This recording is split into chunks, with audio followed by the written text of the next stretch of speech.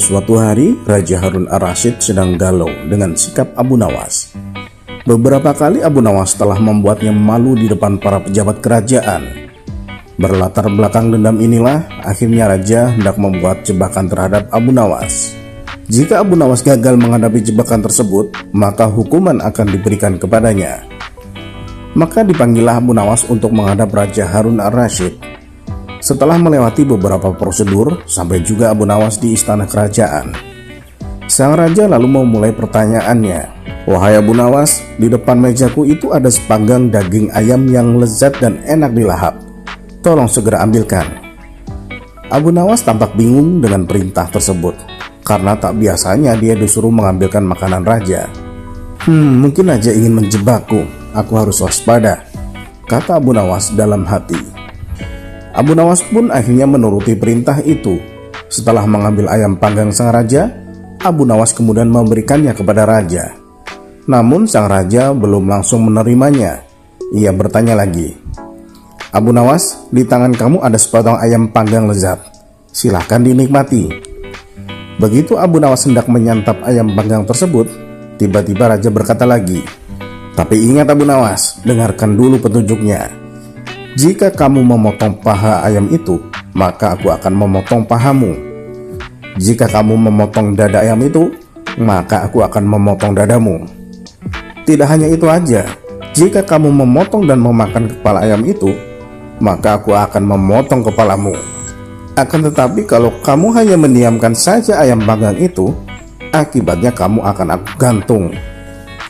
Abu Nawas merasa bingung dengan petunjuk yang dititahkan rajanya itu. Dalam kebingungannya, ia semakin yakin jika hal itu hanyalah akal-akalan Raja Harun saja demi untuk menghukumnya. Tidak hanya Abu Nawas saja yang tegang, tapi juga semua pejabat kerajaan yang hadir di istana tampak tegang pula. Mereka hanya bisa menebak dalam hati tentang maksud dari perintah rajanya itu. Hampir 10 menit lamanya, Abu Nawas hanya membolak-balikan ayam panggang itu.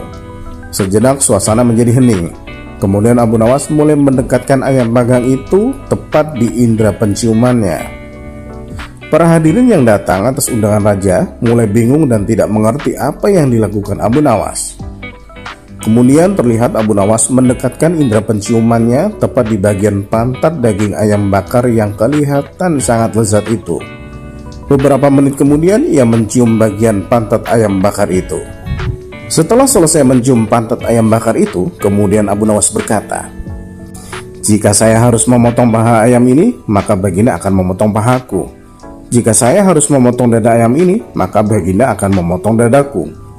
Jika saya harus memakan dan memotong kepala ayam ini, baginda akan memotong kepalaku. Tetapi coba lihat, yang saya lakukan adalah mencium pantat ayam ini," kata Abu Nawas.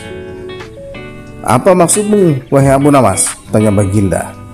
"Maksud saya adalah kalau saya melakukan demikian, maka baginda juga akan membalasnya demikian, layaknya ayam ini. Nah, saya hanya mencium pantat ayam panggang ini saja, maka baginda juga harus mencium pantat ayam panggang ini pula," jelas Abu Nawas. Sontak saja penjelasan Abu Nawas itu membuat suasana yang tegang menjadi tampak tak menentu.